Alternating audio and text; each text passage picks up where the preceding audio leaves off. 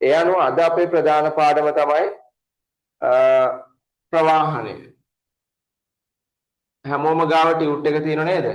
දැන් නොවැම්බර් මාසේ ටියුට් එවල තියෙන හැමෝටම ෆිසිකලි සම්බන්ධ වෙච්ච අයටත් අපි පේමන්ට් ඒවා බලන්න නැතුව සම්පූර්ණයෙන් දාලා ඇත්තේ. එයාලා දෙසැම්බර් මාසේ ඉඳලා පිළිවෙලට කරගෙන ගියා නම් හරි. ඒකෙත් දැන් අපි නොවැම්බර් 25 ඉඳලා නොවැම්බර් 30 දවස් 5 ඇතුළත දෙසැම්බර් ටියුට් දාන්න පටන් ගන්නවා. මොකද එතකොට මාසේ මුල වෙනකොටම ටියුට් ටික එනවනේ. ආන් ඒ නිසා. හරිද? ඒතර ඔයාලා ඇඩ්‍රස් ටික දාන්න, ස්ලිප් එක දාලා ඒ ටික පිළිවෙලට කරන් යන්න. අපි දෙසැම්බර් මාසේ කළමනාකරණය පටන් ගන්න තමයි try කරන්නේ 13 වෙනි පාඩම. මේ 12 වෙනි පාඩම. හරිද? එතකොට අපේ සිලබස් එකේ දැන් අද අපි කතා කරන්න යන්නේ පාඩම් අංක 10 පාඩම. මේ පාඩමේ නම තමයි ප්‍රවාහනය හා සැපයුම් සේවා. ප්‍රවාහනය හා සැපයුම් සේවා. මේ පාඩම ගත්තම විභාගයේ සැලකිය යුතු ලකුණු ප්‍රමාණයක් නැහැ ඇත්තටම. හැබැයි රෑන්ක් එකක් දාන ළමයට වගේ මේ පාඩම අතහැරලා යන්න බෑ විභාගයකට. හරි. එතකොට මේ පාඩමේ සාමාන්‍යයෙන් MCQ ගත්තොත් MCQ ලකුණු 2ක් හෝ 4ක් තියෙන්න පුළුවන්. රචනා පේපර් එක ගත්තොත් රචනාවල ලකුණු 4ක් හෝ 8ක් තියෙන්න පුළුවන්. වැඩි පැහැදිලිද? ලකුණු 4ක් හෝ 8ක් තියෙන්න පුළුවන්. එහෙනම් මේ පාඩම ගත්තොත් සාමාන්‍ය ලකුණු 6ක්, ලකුණු 8ක්, ලකුණු 10කට වගේ යන්න පුළුවන් පාඩමක් කියලා තේරුම් ගත්තා නම් හරි. හරිද? දැන් මේ ප්‍රවාහන කියන සිලබස් එකේ උගන්වන්නේ කතා වෙන්නේ මෙහෙමයි. මේ ප්‍රවාහනය කියන්නේ ව්‍යාපාරයක් කරගෙන යන්න අවශ්‍ය වෙන උපකාරක සේවා වලින් එකක්. හරිද? ඕනම ව්‍යාපාරයක් කරගෙන යන්න අවශ්‍ය උපකාරක සේවා ටිකක් තියෙනවනේ. බැංකු, රක්ෂණ, සංවේදන, ප්‍රවාහන, ගබඩා කරන. පැහැදිලිද? එතකොට අන්න ඒ වගේ උපකාරක සේවා වලින් අවශ්‍ය එකක් තමයි මේ ප්‍රවාහනය කියන්නේ. හැබැයි මේ ප්‍රවාහනය පාඩමේ බලන්න මාතෘකාව තියෙන්නේ නෙමෙයි. සේවා. තේරුණාද? එතකොට ඒ කියන්නේ ප්‍රවාහන කියන එකක් මේක අතර අන්තර්ගතයි. ගබඩාකරණය කියන එකක් තියෙනවා. එනම් ප්‍රවාහනය සහ ගබඩාකරණය කියන උපකාරක සේවා දෙක එකතුවක් තමයි අපි ප්‍රවාහන හා සැපයුම් සේවා කියලා කතා කරන්නේ. එතකොට මුලින් අපි කරන්නේ කියන එක නිර්වචනය කරගන්න. අපිට තමයි නිර්වචනය තියෙන්නේ. එක් ස්ථානයක සිට හරිද? තවත් ස්ථානයකට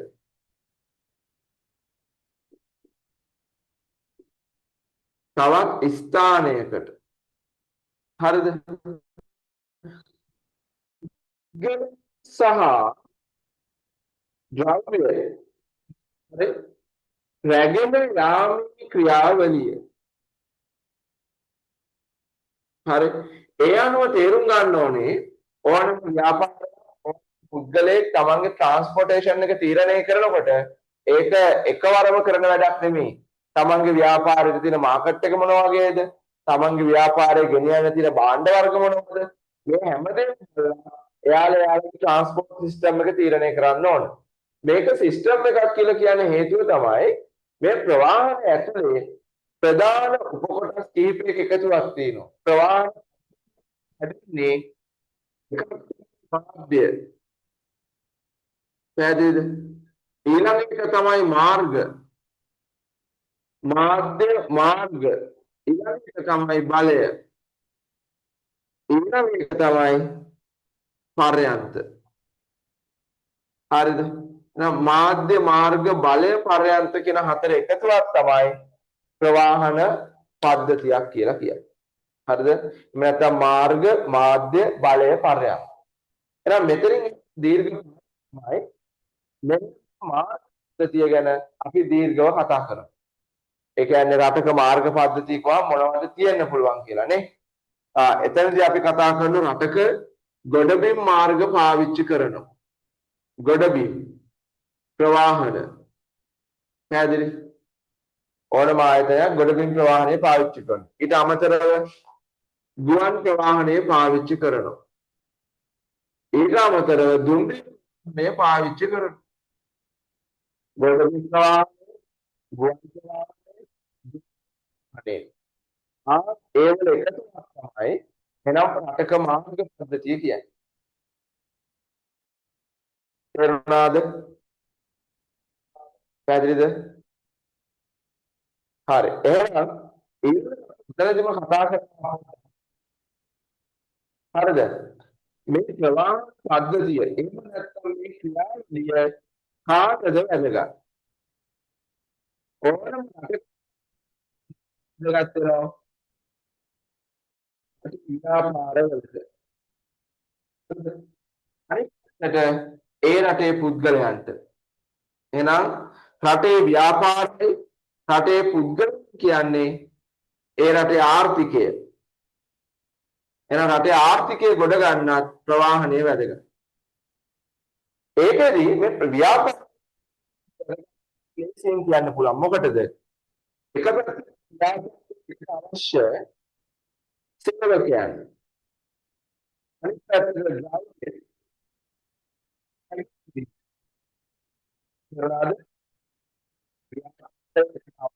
අමුද්‍රව්‍ය සහ සේවකයන් කියන පාර්ශව රැගෙන එන්න ප්‍රවාහනය වැදගත් වෙනවා.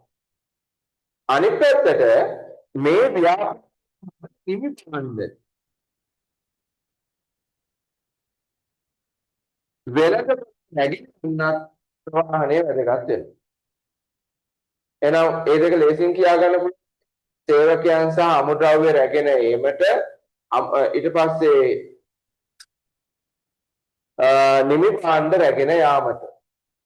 එතකොට මුලින්ම කතා කරේ ප්‍රවාහනය කියන්නේ මොකක්ද කියන එක. හරිනේ.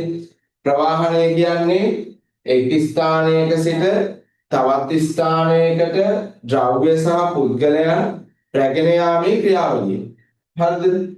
ඒක ක්‍රියාවලිය. එහෙම නැත්නම් ප්‍රවාහන පද්ධතිය කියන එක ගත්තම ඒක ප්‍රධාන කොටස් හතරක එකතුවක්. මොනවද හතර? මාධ්‍ය, මාර්ග, බලය, පර්යන්ත. පැහැදිලිද? අනිත් පැත්තට මේ ප්‍රවාහන ක්‍රියාවලිය වැදගත් වෙනවා කාටද? රටේ පුද්ගලයන්ට වැදගත් වෙනවා. රටේ ව්‍යාපාර වලට වැදගත් වෙනවා. රටේ ආර්ථිකයටත් වැදගත් වෙනවා. මේ සියලු පාර්ශ්ව වලට එක ලෙස ප්‍රවාහනය වැදගත්. එහෙනම් ව්‍යාපාර වලට මොකටද වැදගත් වෙන්නේ? සේවකයන් හා ද්‍රව්‍ය රැගෙන එන්න. අනිත් පැත්තට නිමි භාණ්ඩ වෙළඳපොළට රැගෙන යන්න. දැන් රටකට ගත්තොත් රටකට රැකියා අවස්ථා නිර්මාණය කරනවා ප්‍රවාහනය. ඒ කොහොමද? ලංකාවේ පොදු ප්‍රවාහන සේවය ගත්තා දුම්රිය, ගුවන්, ඊට පස්සේ බස් රථ මේ හැම ප්‍රවාහන පද්ධතියකම මානව සම්පත යොදාගෙන තියෙනවා. ඒ කියන්නේ ස්වයංක්‍රීයව ක්‍රියාත්මක වෙන්නේ නැහැ ලංකාව වගේ රටක. ඒ කියන්නේ රටේ මිනිස්සුන්ට රැකියාව දෙන්න පුළුවන් ශේෂ්ත්‍රයක් තමයි මෙන්න මේ කියන ප්‍රවාහන. මේකදී එක අවුරුද්දක් යවුවා ගුවන් ප්‍රවාහනය හරිද රටකට වැදගත් වෙන්නේ කොහොමද කියලා. ඒකෙදි ගොඩබිම් ප්‍රවාහනයට බැරි විශේෂ දෙයක් ගුවන් ප්‍රවාහනයෙන් ආර්ථිකයට කරනවා. මොනවද?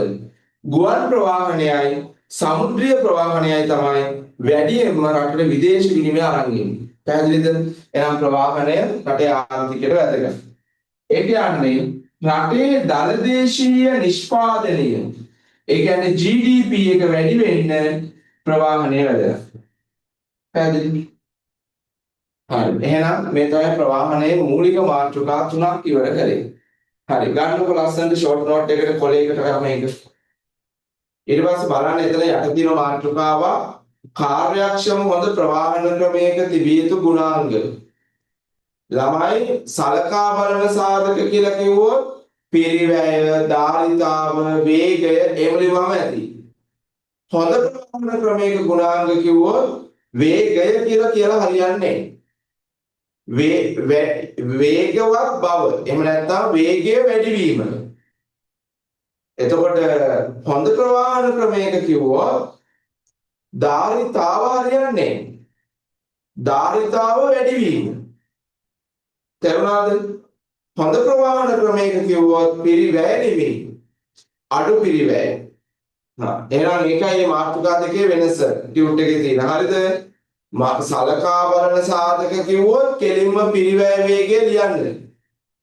හොඳ ප්‍රවාහන ක්‍රමයක කිව්වොත් ඒවා ටික ගලපලා ලියන්න. සුරක්ෂිත බව, අඩු පිරිවැය, වේගවත් බව ඒ ටික ගැලපෙන්න ඕන හරියට. තේරුණානේ? එහෙනම් මාතෘකා දෙකක්. හරි. දැන් එතකොට මෙන්න මේ සාධක ටික සලකා බැලීමෙන් පසුව අපිට තෝරා ගන්න ප්‍රවාහන ක්‍රම කිහිපයක් තියෙනවා. හරිනේ? ඒ අනුව අපි ප්‍රධාන වශයෙන් තෝරගන්න එක තමයි ප්‍රවාහන කටයුතු වලට ගොඩබිම් ප්‍රවාහනය. මේක ලියලා තියෙනවා. ගොඩබිම් ප්‍රවාහනය. මේ ගොඩබිම් ප්‍රවාහනය කිව්වම ඒක ප්‍රධාන ආකාර දෙකයි. එකක් තමයි මහා මාර්ග ප්‍රවාහනය. හරිනේ? අනිත් එක තමයි දුම්රිය මාර්ග ප්‍රවාහනය.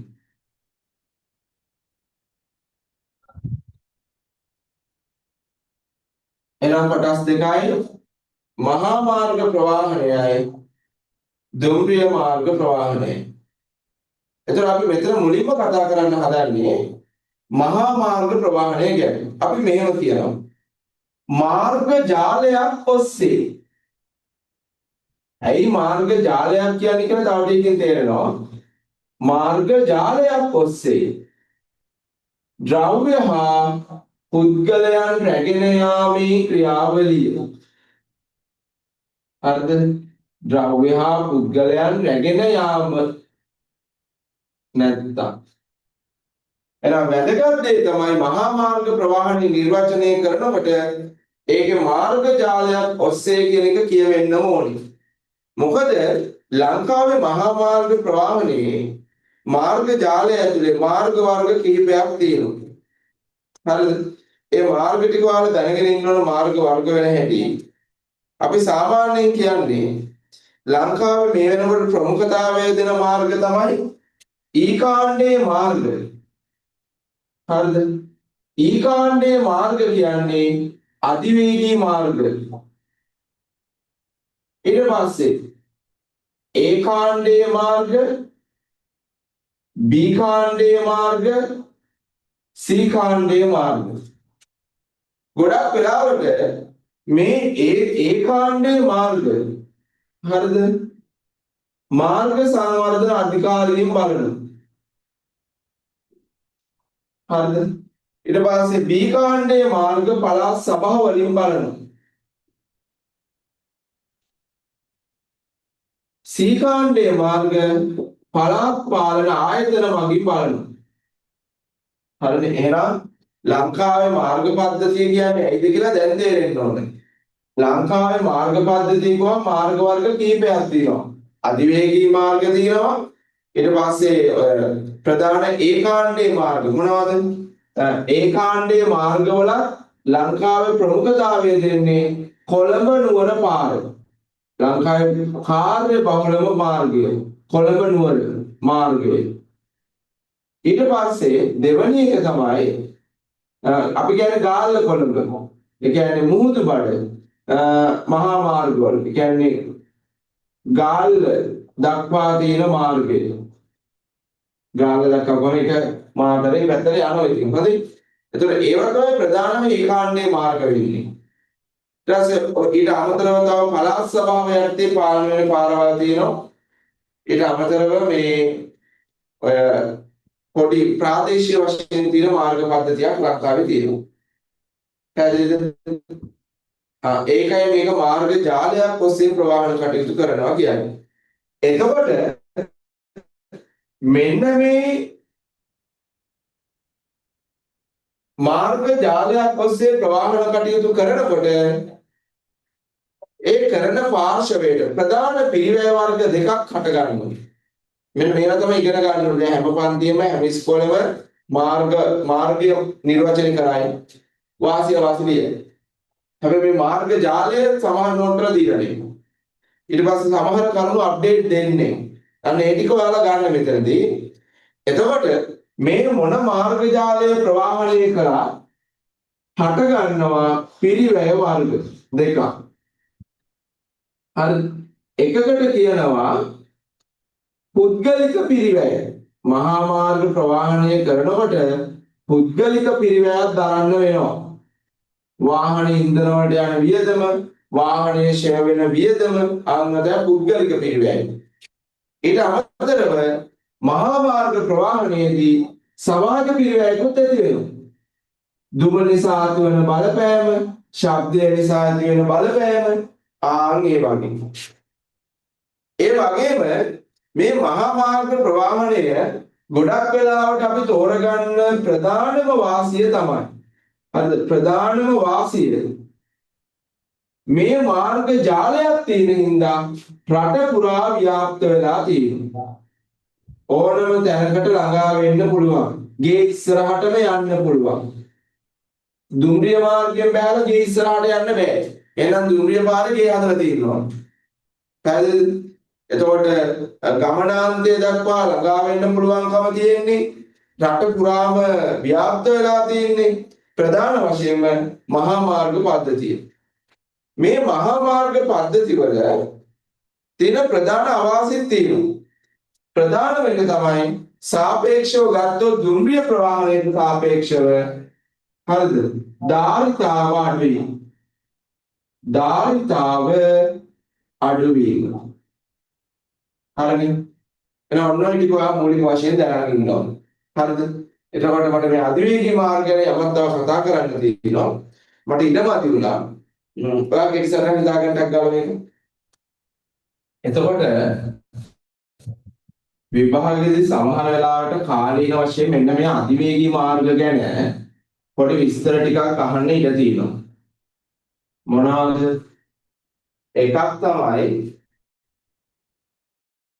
මේ රටකට අධිවේගී මාර්ග කියන එක අවශ්‍ය වෙන්නේ ඇයිද කියන මාතෘකාව ඉදලා ප්‍රශ්න අහන්න පුළුවන්. ඒ කියන්නේ සාමාන්‍ය මාර්ග පද්ධතියකට වඩා ඇයි මිනිස්සු අධිවේගී මාර්ග පද්ධතියකට යොමු විය යුත්තේ?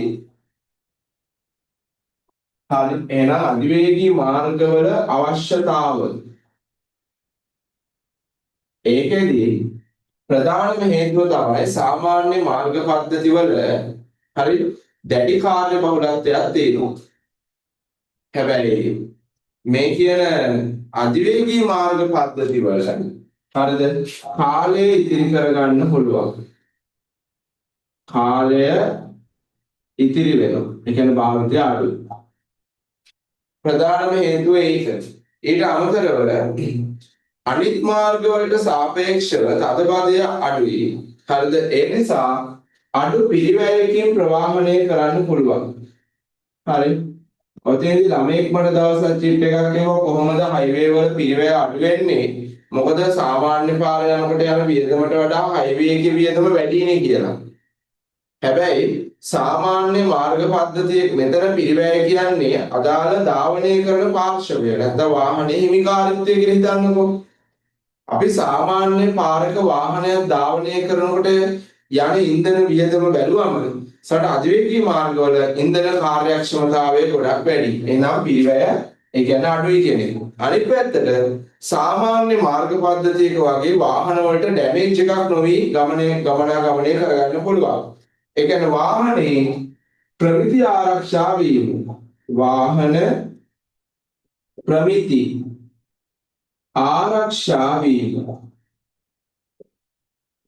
පැහැදිලිද? දැන් මේ මොනවද? අධිවේගී මාර්ග පද්ධතියක් අවශ්‍යයි කියන එකට උත්තර. ඊට පස්සේ ලංකාවේ අධිවේගී මාර්ග පද්ධතිය ගත්තොත් ලංකාවේ තියෙන අධිවේගී මාර්ග මොනවද කියලා අහුවොත් එකක් තමයි දක්ෂිණ අධිවේගී මාර්ගය. හරිද? දක්ෂිණ අධිවේගී මාර්ගය. දෙවැනි එක තමයි මේ වෙනකොට විවෘත කරලා තියෙනවා පිටත වටරවුම් මාර්ගය. පිටත වටරවුම් මාර්ගය. ඊළඟ එක තමයි කොළඹ කටුනායක.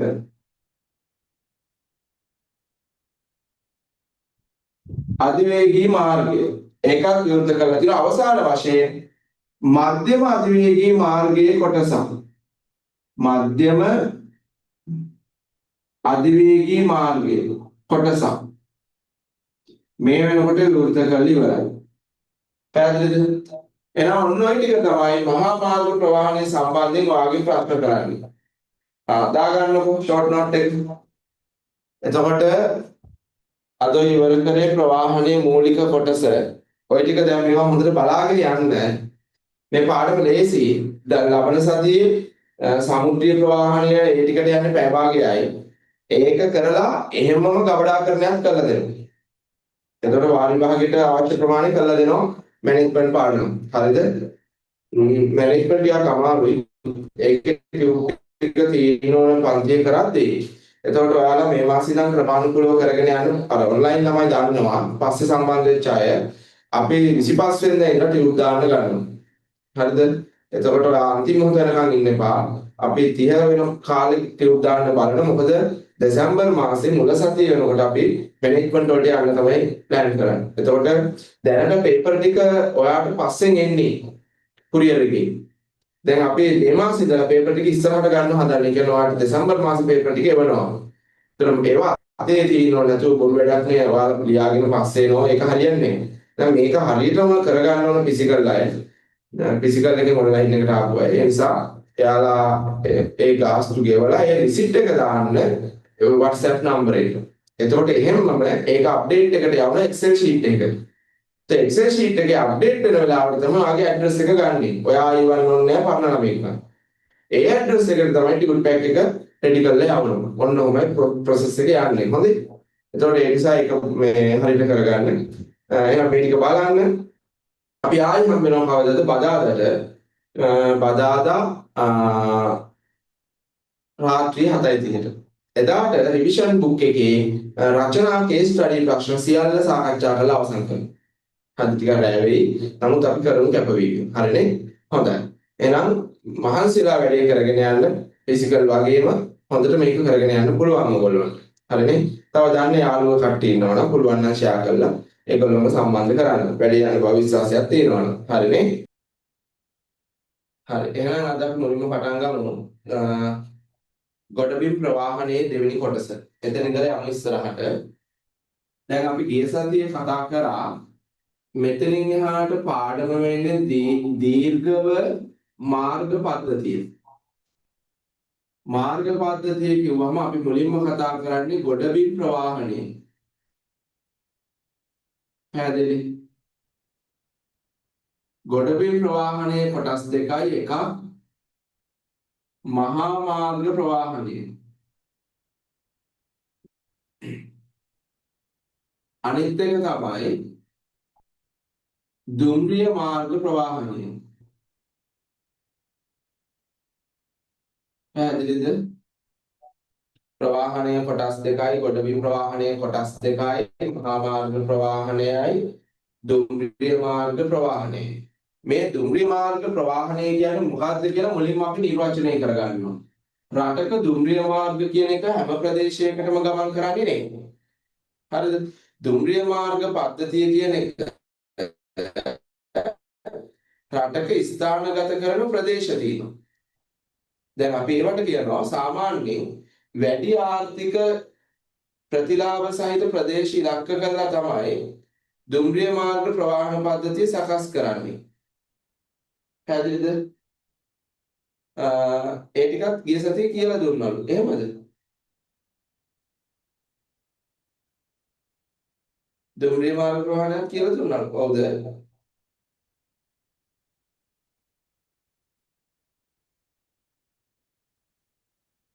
නිර්වචනය කිරීම. දැන් ඔයාලට ස්ලයිඩ් එකේ පේන්නේ ලංකාවේ සමස්ත දුම්රිය මාර්ග පද්ධතිය. පැහැදිලිද? ඔය රතු පාටේ පේන්නේ ලංකාවේ දැනට ක්‍රියාත්මක කරන දුම්රිය මාර්ග පද්ධතිය. මේකෙදි මේ ප්‍රදේශ ඉලක්ක කළ දුම්රිය මාර්ග පද්ධති ස්ථාපිතගත කරන්න හේතු තියෙනවා. ඒකට ප්‍රධානම හේතුව තමයි වැඩි ආර්ථික ප්‍රතිලාභ තියෙන ප්‍රදේශ. වැඩි ආර්ථික ප්‍රතිලාභ සහිත ප්‍රදේශ ඉලක්ක කරලා තමයි අදාළ දුම්රිය මාර්ග පද්ධතිය සකස් කරන්නේ. හරිද? දුම්රිය මාර්ග පද්ධතිය තුලින් සිදු කරන ප්‍රවාහනය. හරිද? එතකොට ලංකාවේ මේ දුම්රිය මාර්ග පද්ධතිය කිව්වම ලංකාවේ තියෙන එකක් මොකද්ද? මුහුදු බඩ දුම්රිය මාර්ග. හරිද? මුහුදු බඩ දුම්රිය මාර්ග. මේ ටිකක් කියලා දුන්නාද? මම මේ මතක හිටින ආයෙ කරනවා එහෙනම්. ඊට පස්සේ තව එකක් තියෙනවා. ඒකට කියනවා වයඹ මුහුදු බඩ දුම්රිය මාර්ග. වයඹ මුහුදු බඩ දුම්රිය මාර්ග. හරිද? ඊට පස්සේ තව එකක් තියෙනවා උඩරට දුම්රිය මාර්ගය.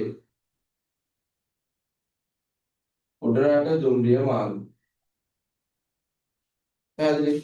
ඊට පස්සේ තව එකක් තියෙනවා නැගෙනහිර දුම්රිය මාර්ගය. නැගෙනහිර දුම්රිය මාර්ගය. පැහැදිලිද? එහෙනම් දුම්රිය මාර්ග පද්ධතිය කියන්නේ ඔන්න ඔය ටික. එතකොට මේ කුමන හෝ දුම්රිය මාර්ග පද්ධතියක් පාවිච්චි කරලා අපේ රටේ දුම්රිය ප්‍රවාහන කටයුතු කරන්න ප්‍රධානම වාසි තියෙනවා. සාමාන්‍යයෙන් ගොඩබිම් ප්‍රවාහනය ගත්තාම විශාලම ධාරිතාව තියෙන්නේ දුම්රිය මාර්ග ප්‍රවාහනය. විශාල ධාරිතාවක් ප්‍රවාහනය කළ හැකි වීම. ප්‍රධානම අවාසියක් තියෙනවා. ඒතර ප්‍රධානම අවාසියක් තමයි මේ දුම්රිය මාර්ග කියන එක රට පුරා ව්‍යාප්තව නොතිබීම. රට පුරා ව්‍යාප්තව නොතිබීම. පැහැදිලිද? එහෙනම් දුම්රිය මාර්ග ප්‍රවාහනය ගත්තම ඔය ටික තමයි සරලව දැනන් ඉන්න ඕන අපි. දුම්රිය මාර්ග පද්ධතියක් කියන්නේ වැඩි ආර්ථික ප්‍රතිලාභ සහිත ප්‍රදේශ ඉලක්ක කරලා යන මාර්ග පද්ධතිය. ලංකාවේ ප්‍රධාන දුම්රිය මාර්ග පද්ධතිය ගත්තහම කැලේ කිහිපයකට බෙදෙනවා. මුහුදු බඩ දුම්රිය මාර්ග, වයඹ මුහුදු බඩ දුම්රිය මාර්ග, උඩරට දුම්රිය මාර්ගය, නැගෙනහිර දුම්රිය මාර්ග. හරිද? එතකොට මේ පෙන්නන්නේ ලංකාවේ ඔයාලට සමීප මේ ඉන්න ප්‍රදේශ දරුවෝ මුහුදු බඩ දුම්රිය මාර්ගයේ ගමන් කරන දුම්රිය ටිකක් තියෙනවා. හරිද? දැන් මේ පෙන්නන්නේ සාගරික කියන දුම්රිය. එතකොට දෙවැනි එක රෝහණ කුමාරි මුහුදු බඩ දුම්රිය මාර්ගය යන්නේ. අර පළවෙනි එක සමුද්‍ර දේවි සෝරි. ඊට පස්සේ මේ රතු පාට එක සාගරිකා. ඊට පස්සේ ඊළඟ එක ගාලු කුමාරි. ඕවා තමයි මුහුදු බඩ දුම්රිය මාර්ගය යන්නේ. අනිත් ප්‍රදේශ වලට යන්නේවත් තියෙනවා. දැන් උදාහරණයක් විදිහට ගත්තොත් වයඹ මුහුදු බඩ දුම්රිය මාර්ගය යන්නේ මුතු කුමාරි. හරි. ඊට පස්සේ උඩරට යනවා උඩරට මැණික යනවා. ඊට අමතරව පොඩි මැණික යනවා. තව කෙනෙක් ඉන්නවා සෙන්ගඩගල මැණික. හරිද? මේ තමයි ට්‍රේන් වල ලිස්ට් එක. ඊට පස්සේ ගත්තොත් නැගෙනහිර දුම්රිය මාර්ගය. ඒක ප්‍රධාන වශයෙන් මේකේ නැගෙනහිර දුම්රිය මාර්ගය ගමන් කරනවා උදේදීම. ඒක වැඩි දුම්රිය ධාවනය කරන්නේ නැහැ අවශ්‍ය නැසින්දා මේ නැගෙනහිර දුම්රිය මාර්ගය කියන ළමයි කංකසන්තුරය ත්‍රිකුණාමලය මඩ කලපුව. එහෙට යන දුම්රිය මාර්ගය තමයි නැගෙනහිර කියන්නේ. එතකොට උතුරු මැද ඒක දාන්නේ. උතුරු මැද දුම්රිය මාර්ගය තමයි යාපනය යනවා කියන එක. උතුරු මැද.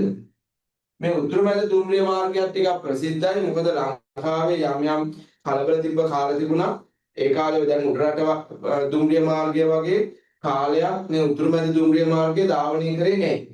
ඒතර උතුරු මැද දුම්රිය මාර්ගයේ ප්‍රධානම එක තමයි යාල් දේවි කියන දුම්රිය. බලහල් ඇති. හරිද? ඊට පස්සේ තව එකක් වෙන උත්තරා දේවි. ඊට අමතරව යනවා රජරට රැජින. මම මේ කියන්නේ එහෙනම් මේ වගේ දුම්රිය වලට කියන නම් පවා තියෙනවා. මේ හැම දුම්රියකටම බලන්න යම්කිසි කුමාරිකාවකගේ නමක් ස්ත්‍රී ස්වරූපයක් ගන්න නමක් දාලා තියෙනවා. හරිද? කිසිම පුරුෂ ගතියක් හැඟෙන නමක් දුම්රියකට දාලා නැහැ. හරිනේ? හොඳයි. සමහරට පිළිපයින් ඉඳ වෙන්නත් පුළුවන්. හරි. එතකොට එහෙනම් මේ තමයි දුම්රිය මාර්ග ප්‍රවාහණය ගැන ඔයා දැනන් ඉන්න ඕන කරුණු සාරලක. හරි. එහෙනම් ඔය ජල ප්‍රවාහනයේ ප්‍රධාන වාසිය විදිහට අහුවොත් ඔයා highlight කරන්න භාණ්ඩ විශාල ප්‍රමාණයක් එකවර ප්‍රවාහනය කළ හැකි වීම. ඒක තමයි ප්‍රධාන වාසිය. ඕකේ එකක් තියෙනවා බලන්න වාසිවල භාණ්ඩ වර්ගවල ස්වභාවය අනුව යාත්‍රා තෝරාගත හැකි වීම. හරි. එහෙනම් අපි පාඩම මෙහෙම පැහැදිලි කරගමු. බලන්න. දැන් එතකොට අපි කතා කරන්නේ මාර්ග කියන මූලිකාංගයනේ. මේ මාර්ගවල දෙවැනි එක තමයි අපි භාවිතා කරන්නේ ජල මාර්ග. මේ ජල මාර්ග ගත්තම හරිද ප්‍රධාන වශයෙන් අපි මෙහෙම කියනවා. ප්‍රධාන ජල මාර්ග වර්ග දෙකක් පාවිච්චි කරනවානේ. එහෙනම් සමුද්‍රීය හා රට තුල සමුද්‍රීය හා රට තුල ජල මාර්ග රට තුල ජල මාර්ග හරි භාවිතයේ හරි භාණ්ඩ හා මගී ප්‍රවාහණය පැහැදිලිද? එහෙනම් නිර්වචන කියන්න පුළුවන් වෙනවා. මොකද්ද? සමුද්‍රීය හා රට තුළ ඇති ජල මාර්ග භාවිතා කරමින් භාණ්ඩ හා මගීන් ප්‍රවාහණය කිරීම සමුද්‍රීය ප්‍රවාහණය. එතකොට මේ සමුද්‍රීය ප්‍රවාහණයත් එක්ක බැඳිච්ච අතුරු ප්‍රශ්නයක් අහන්න පුළුවන්. සමුද්‍රයක් හරහා ප්‍රවාහණය කරන්න නම් අනිවාර්යෙන් තියෙන්න ඕන වරාය. ඔතනදී සමහර වෙලාවට BS පේපර් එකේ අහලා තියෙනවා සමුද්‍රීය ප්‍රවාහන කටයුතු කරන්න ලංකාවේ භාවිතා වෙන වරායන් කීයද? එක වරායක් ගැන ප්‍රශ්න කරලා තියෙන්නේ. මම ටිකක් මේ දැන් එහාට උගන්වන්න යනවනේ වාලගේ අවුරුද්ද ටිකක් බරපතල ලෙස ලෑස්ති වෙනවා මම මේ. ටිකක් එහාට උගන්වන හැම දෙයකම. මොකද පේපර් එක මොන සීමාවද කියලා හිතාගන්නේ නැහැ. හරියට අර මහනුවරට එන ජලකඳ අඩි 41කට 80ක් ආවනේ. පේපර් එකත් ඒ වගේ දැන්. එකවුන්ටින් පේපර් එකත් ඒ වගේ. හරිද? ඔය මේ බලන්න එකවුන්ටින් සර්ලා බයිලා ගහුවට ළමයිගෙන් අහලා බලන්න පේපර් එක. මම පෞද්ගලිකව අහලා බැලුවා. ගොඩක් සර්ලා බයිලා ගහලා තියෙනවා. හරිද? ඒ කියන්නේ පේපර් එකට ළඟින් යනවත් කරලා නැහැ එකවුන්ටින් වල. හරිද? MCQ එක ඉවරයි. හරිද? පන්තියේ දක්ෂම ළමයිට බෑ. ළමයි 10ක් ප්‍රශ්න 10ක් විතර කනවා. හරිද? ඒ නිසා ඒ කියන්නේ පේපර් එක හොඳ මට්ටමින් ඇවිල්ලා මේ සැරේ. ඒ නිසා ඔයාලගේ අවුරුද්දේ BS එකක් මම හිතුවා මේ මට්ටමට එයි කියලා. ඒ නිසා අපි කල්තිර ලෑස්ති වෙන එක හොඳයි. එහෙනම් හැමතැනම තියෙන වැදගත් තියරි කොටස් එළියට ගන්න වෙනවා. ප්‍රධාන වශයෙන් ලංකාවේ වාණිජ වරායන් ගත්තොත් ප්‍රධාන වාණිජ වරායන් හරිද තුනක් ක්‍රියාත්මක වෙනවා. හරිද? ඊට අමතරව ඔක්කොම වරායන් ගත්තොත් පහක් තියෙනවා. හරිද? તો ලංකාවේ ප්‍රධානම වාණිජ වරාය ලෙස අපි ගන්නේ කොළඹ වරාය. පැහැදිලිද? ප්‍රධාන වාණිජ වරාය ලෙස ගන්නේ කොළඹ වරාය. එතකොට ඊට අමතරව අපි තව ප්‍රධාන වාණිජ වරායක් ලෙස දැන් ගන්නවා වාහන හිම ගෙන්නන්නේ ගොඩක්කට හම්බන්තොට වරාය. ඊට අමතරව වාණිජ වරායක් විදිහට අපි ගන්නවා ගාලු වරාය. පැහැදිලිද? එහෙනම් කොළඹ වරායයි හම්බන්තොට වරායයි ගාල්ල වරායයි. මේට අමතරව තව දෙකක් තියෙනවා ලංකාවේ ත්‍රිකුණාමල වරායයි කංකසන්තුරේ වරායයි. හරිද? ඔන්න මොකද තියාගන්න. ත්‍රිකුණාමලයයි කංකසන්තුරේ කියන්නේ එකම නෙමෙයි. මේක දෙකක්. හරිද? ඔය සමහර අය දන්නේත් නෑ. හරිද? ඒ කියන්නේ ඔය අහලා බලන්න නිකන් චිට් එකක් කියවලා අහලා බලන්න ඉස්කෝලේදී හරි. කොළඹ ඉඳලා මහෝයට ගිහිල්ලා එතනින් තමයි කංකසන්තුරේ ට්‍රේන් එක යන්නේ. හරිද? එතකොට කංකසන්තුරේ වරායක් තියෙන නිසා. ඊට පස්සේ තව වරායක් තියෙනවා ත්‍රිකුණාමලේ. එතකොට ත්‍රිකුණාමලේට යන්න සාමාන්‍යයෙන් ඔය දුම්රිය මාර්ගවල ගියා කොළඹ ඉඳලා මහාවයට ගිහිල්ලා මහාවයෙන් ගල්ඔයට ගිහිල්ලා ගල්ඔයෙන් මඩ කරපුවා. දැන් මතක තියාගන්න ත්‍රිකුණාමලයයි කංකසන්තුරේ කියන්නේ දෙකක්. ඒ දෙකේම වරායන් දෙකක් තියෙනවා.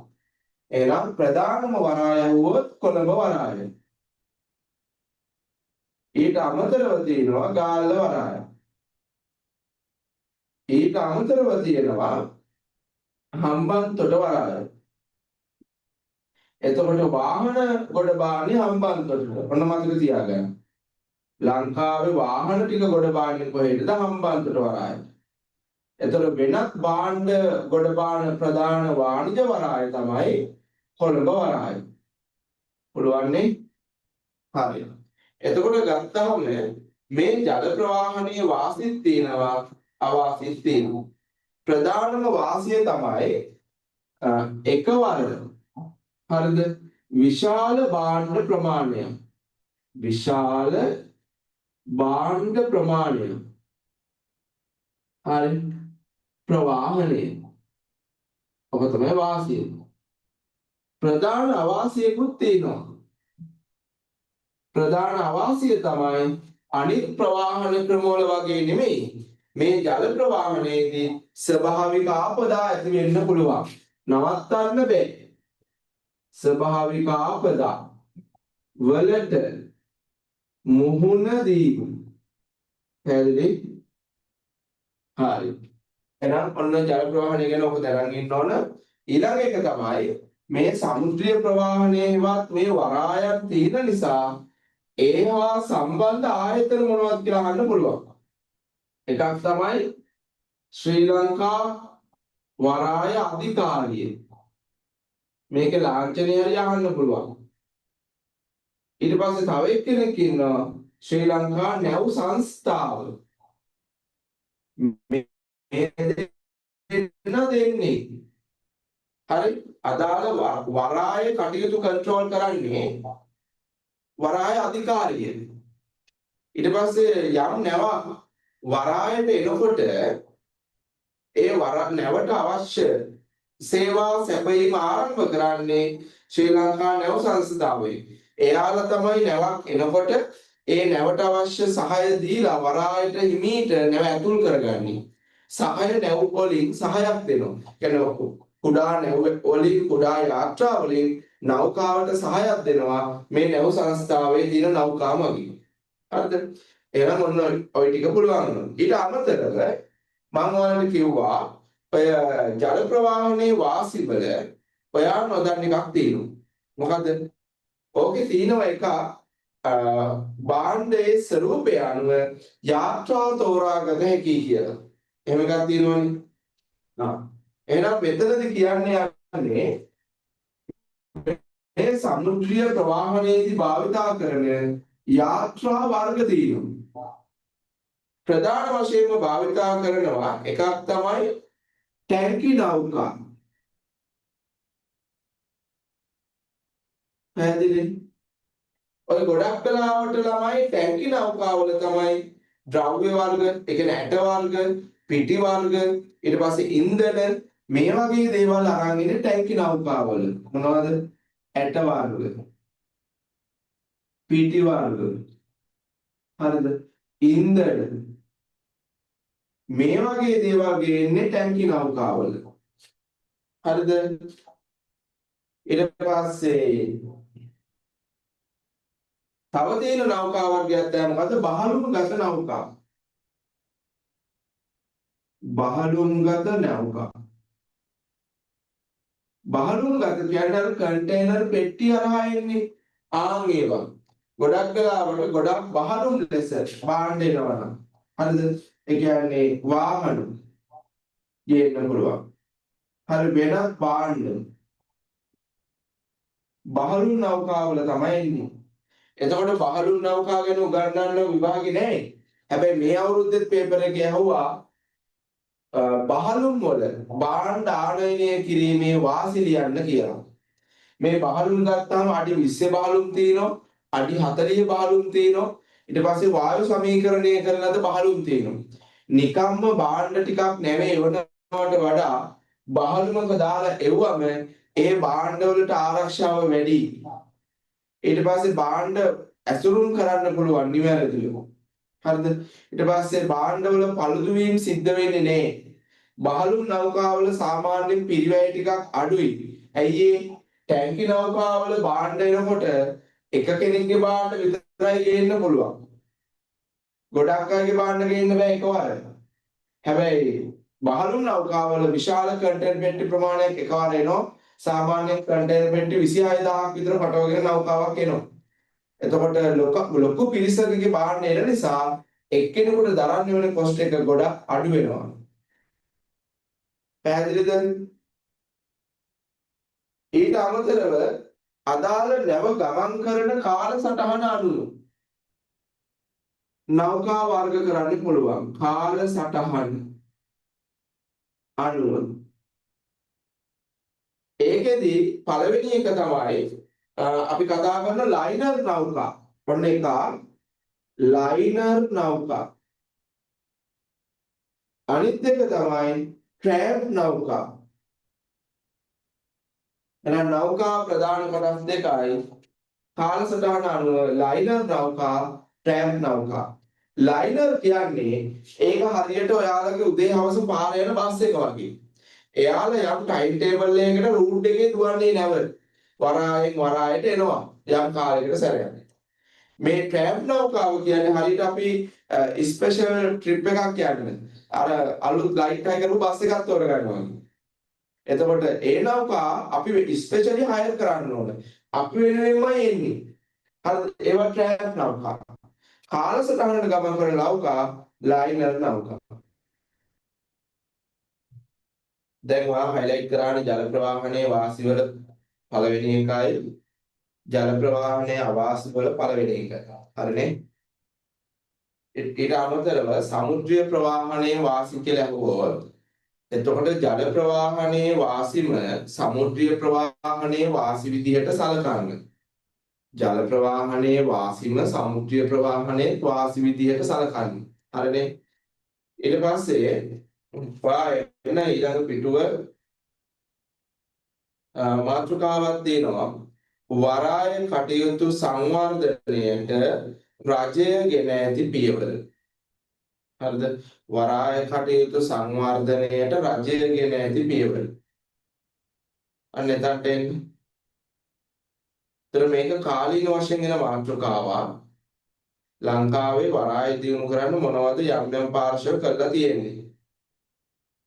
ඊට අමතරව ටැංකි නෞකා කියන එකේ මේ ඔය නෞකා වර්ග කරලා තියෙනවානේ අපි එක එක විදිහට. ඒක ටැංකි නෞකා, බහලුන් නෞකා කියලා තියෙනවානේ.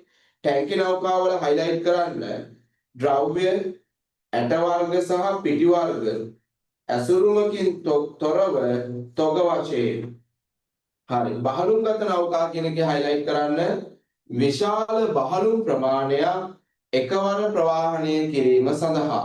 ඊට පස්සේ අපි අර මුලම හයිලයිට් කරලා ආවේ නෑ ලංකාවේ ප්‍රධාන වරාය කිව්වහම කොළඹ වරාය හයිලයිට් කරන කොළඹ වරාය. හරි. එහෙනම් ඔන්න අපි ඉවර කරා ජල ප්‍රවාහනය කියන එක සරලව. හරිනේ? එහෙනම් ජල ප්‍රවාහනය කියන එකේ අමුතු දෙයක් නෑ. ඔන්න ඔය කාරණා ටික පාඩම් කරගත්තා නම් ඉවරයි. ඊට අමතරව මේ අතිරේක ප්‍රශ්න මේ කාරණයක් ලියන්න ඔබ විභාගෙදී අහන්න පුළුවන්. එහෙනම් මොකක්ද මේ ලියන්න යන්නේ? රටේ ආර්ථිකයට මොන විදිහටද මේ කියන ජල ප්‍රවාහනය වැදගත් වෙන්නේ? එතකොට මේ ගුවන් මාර්ග ප්‍රවාහනය කියලා කියන්නේ ගුවන් යානා යොදා ගැනීම. හරිද? එන එක විශේෂ කරලා අපි කියමු. මොකද ඒක තමයි ප්‍රවාහනයේ වැදගත්ම ගුවන් ප්‍රවාහන මාධ්‍යය. එහෙනම් ගුවන් යානා යොදා ගැනීම. හරි. මගීන් සහ භාණ්ඩ හරි ප්‍රවාහනය පැහැදිලිද? එහෙනම් අපිට තමයි කියන්නේ ගුවන් පරිවහනය නැත්නම් ගුවන් ප්‍රවාහනය කියලා. එතකොට මේ ගුවන් යානා මගින් ප්‍රවාහනය කරනවා නම් අත්‍යවශ්‍ය කාරණේ තමයි ගුවන් තොටුපළ. එක අවුරුද්දක් පේපර් එකේ අහනවා විශේෂ කාරණයක් ලංකාවේ ප්‍රධානම ජාත්‍යන්තර ගුවන් තොටුපළ. එහෙනම් ඔයා කියලා හරියන්නේ නැහැ මේ කටුනායක එයාපෝට් එක කියලා. හරිද? එතකොට ඔයා ඒක කියන්න ඕන මෙහෙම. බණ්ඩාරනායක. හරිද? කටුනායක බණ්ඩාරනායක ජාත්‍යන්තර ගුවන් තොටුපළ. බණ්ඩාරනායක ජාත්‍යන්තර හරි ගුවන් තොටුපළ. පැහැදිලිද? එතකොට මෑතකදී අන්තිමට මේ වෘත කරේක මොකද්ද කියලා මට මතක විදියට 2014 හරි ඔය වගේ අවුරුද්දක අහලා තිබුණා මෑතකදී විවෘත කළ ගුවන් තොටුපළ මොකක්ද කියලා. එහෙනම් මත්තල මහින්ද රාජපක්ෂ ගුවන් තොටුපළ. එහෙනම් ප්‍රධාන ගුවන් තොටුපළ දෙකම හරිද රාජ්‍ය නායකයෝ එයාලගේ පරම්පරාව මතක හිටින විදිහට තමයි නම් කරලා තියෙන්නේ. එහෙනම් එකක් බණ්ඩාරනායක අනිත් එක රාජපක්ෂ. හරිද? එතකොට ලංකාවේ ජාතික ගුවන් සේවය මොකක්ද කියලා අහන්න පුළුවන්. ජාතික ගුවන් සේවය බවට පත් වෙන්නේ ශ්‍රී ලංකන් එයාලයින්. ශ්‍රී ලංකන් එයාලයින්. පැහැදිලිද?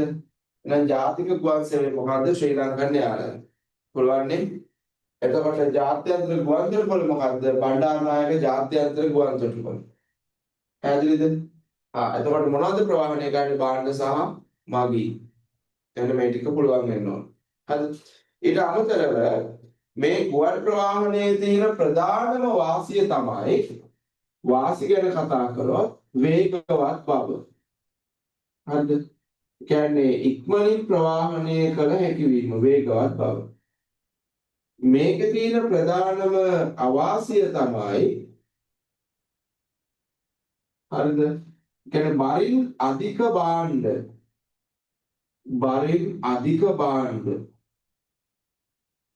ප්‍රවාහනය නොකිරීම.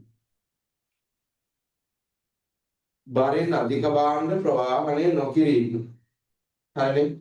එහෙනම් ඔන්න ඔච්චරයි මතක තියාගන්න ඕන. වෙන මොකුත් නෑ. පුළුවන් නේ? අතන දුකට කාරණේ තමයි ලංකාවේ ගුවන් සේවය ගත්තාම ලංකාවේ ගුවන් සේවයට ගුවන් යානා 22ක් වගේ තියෙන්නේ ඔක්කොම ඒ ගුවන් යානා 22ම ශ්‍රී ලංකාවට අයිති ඒවා නෙමෙයි ඒවා ජාත්‍යන්තර වශයෙන් කල්බදු ක්‍රමයට ගෙන අපරගෙන අපි වාහනයක් ගෙනවගෙන කල්බදු ක්‍රමයට ගෙනලා තියෙන මාසෙන් මාසෙ වාරිකය ගෙවලා දුවන්න පුළුවන් ලංකාවේ නිත්‍ය අයිතිය තියෙන ගුවන් යානා නෙමෙයි හරිද ආධාරයක් දීලා හම්බුනොත් තමයි කාගෙන් ගන්න හරි එහෙනම් ඔන්න අපි ගුවන් ප්‍රවාහනයේ වාසිය අවාසි නෝට් එක දැම්මේ ගුවන් ප්‍රවාහනයේ වාසිවල ප්‍රධානම වාසිය විදිහට highlight කරන්න වේගවත් බවින් ඉහළ වීම කියන එක. අවාසිවල ප්‍රධානම අවාසිය විදිහට highlight කරන්න විශාල තොගහා බරින් අධික භාණ්ඩ ප්‍රවාහනයට යෝග්‍ය නොවීම. හරි එහෙනම් ඔන්න ගුවන් ප්‍රවාහනයේ රටක ආර්ථිකයට වැදගත් වෙන විදිහ ලියමු. එහෙනම් අපි වාට මහා මාර්ග ප්‍රවාහනය ඉවරයි, දුම්රිය ප්‍රවාහනය ඉවරයි, ජල මාර්ග ප්‍රවාහනයත් ඉවරයි. ඊට පස්සේ අවසාන වශයෙන් ගුවන් පරිවහනය ඉවරයි. දැන් මට ඔතන තව අතිරේක නෝට් එකක් දාන්න තියෙනවා. අපි කොහෙද ගන්නෙ? ඒ කියන්නේ දැන් අර මහා මාර්ග ප්‍රවාහනයත් එක්ක බැඳිච්ච ආයතන කතා කරා වගේ මේ ගුවන් ප්‍රවාහනයත් එක්ක බැඳිච්ච ආයතන කිහිපයක් කතා කරන්න ඕනේ. හරිද? එතකොට එකක් තමයි දැන් අපි කතා කරන්න ඕන.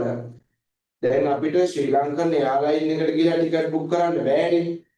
එතකොට අපිට මොකක් හරි රටකට යන්න ඕන නම් ටිකට් එකක් බුක් කරන්න වෙනවා. එතකොට ඒ සඳහා අපිට ළඟම තියෙන ආයතනයකින් ඒ දේ කරගන්න පුළුවන් නම් හොඳයි.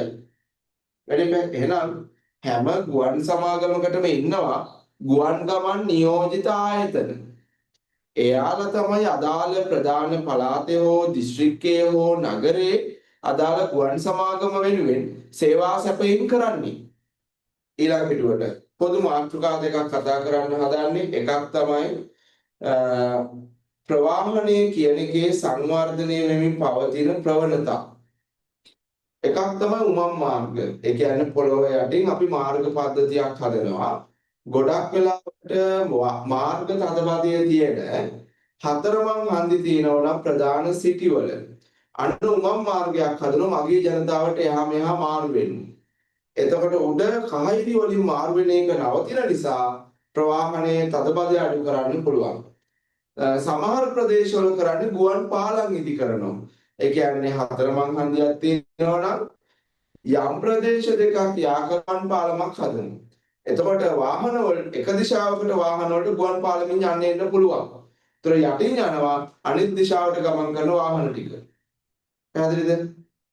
ඊට පස්සේ අධිවේගී මාර්ග, ඒ කියන්නේ අධික වේගයෙන් ධාවනය කරන්න මාර්ග හදනවා. එතකොට ඉක්මනින් ප්‍රවාහන කටයුතු කරන්න පුළුවන් නිසා. ඊට පස්සේ විදුලි මෝටර රථ යොදා ගැනීම. හරිද? ඒකෙදි වෙන වාසිය තමයි මිනිස්සුන්ට ට්‍රාන්ස්පෝර්ට් කොස්ට් එක පිරිවැය අඩු කරගන්න පුළුවන්. මොකද තෙල් වියදමක් නැති නිසා. හරිද? එහෙනම් තව එකක් තියෙනවා. මොකද්ද? බහුකාර්ය නැවතුම් ස්ථාන. ලංකාවේ දැනට බහුකාර්ය මධ්‍ය ස්ථානයක් විදිහට ක්‍රියාත්මක වෙන්න මා කුඹුර. කොට්ටාවේ තියෙන හයිවේ බස් නවත්තන්නේ. බහුකාර්ය කියන එකේ තේරුම තමයි එතනට ප්‍රවාහන මාධ්‍යයන් කිහිපයක් එනවා. දැන් මා කුඹුර ගත්තොත් එතනට බස් රථත් එනවා, දුම්රියත් එනවා. සාමාන්‍ය ප්‍රවාහන බස් රථත් එනවා. හරිද? ඒ කියන්නේ පර්යන්ත කිහිපයක් ප්‍රවාහන මාධ්‍ය නවත්තන පර්යන්ත කිහිපයක් එක තැනකට ගන්න පුළුවන් නම් ඒක බහුකාර්ය මධ්‍යස්ථ ස්ථානයක් වෙනවා. අන්තිම එක ලියන්න ගෝලීය තැන්සෙවුම් පද්ධතිය. ගෝලීය තැන්සෙවුම් පද්ධතිය. වරහන් ඇතුලේ ලියන්න GPS. GPS එහෙනම් GPS කියන්නේ නවතම තාක්ෂණීය භාවිතයක් මොකද ප්‍රවාහනය සම්බන්ධයෙන්. එහෙනම් ඔයා ප්‍රවාහනයේ ප්‍රවණතා කියන මාතෘකාව පොඩ්ඩක් හයිලයිට් කරන්න. ප්‍රවණතා කියන මාතෘකාව හයිලයිට් කරන්න. ප්‍රවණතා හතරක් පාඩ කියා ගන්න පුළුවන් වෙන්න ඕනේ.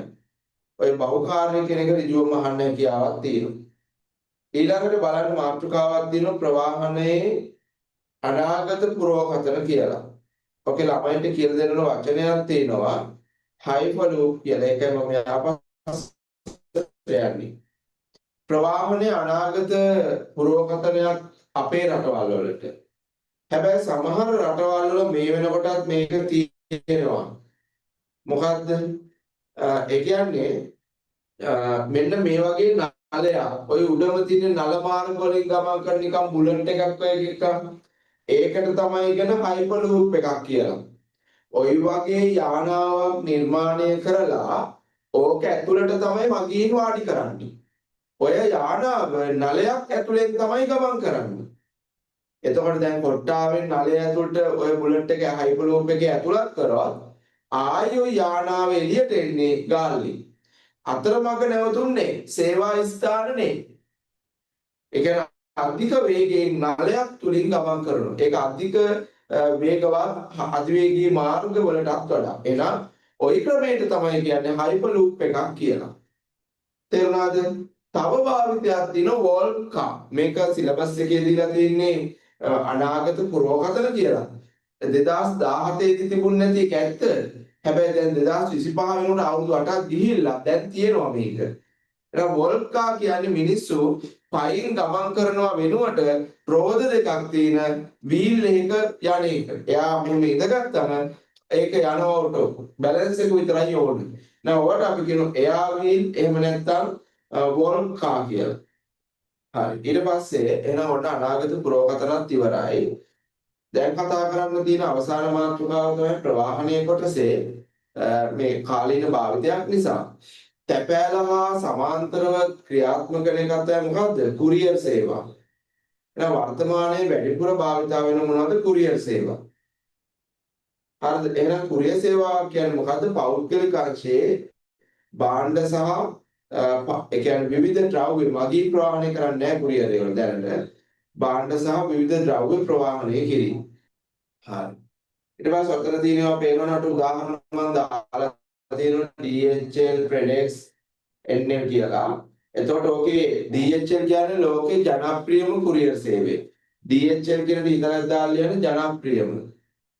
ඔයාලගේ ටියුට් එකේ තව පොඩි කොටසක් තියෙනවා එක තැනක් ඉතුරු වෙලා මම ඒකත් නෝට් එක දාන්නම් කියලා දෙන්න තියෙන දා අලුත් කොටසක් මේක සිලබස් එකේ නැහැ බලන්න වචනයක් ඇති බහලුම්කරණය කියලා. මොකද්ද තියෙන්නේ බහලුම්කරණය යනු ළමයි බහලුම්කරණය කියන්නේ කන්ටේනර් පෙට්ටි හරිද එහෙම නැත්නම් යකඩ බහලුම් වල භාණ්ඩ ඇසුරුම් කළ ප්‍රවාහනය කිරීමේ ක්‍රමවේදය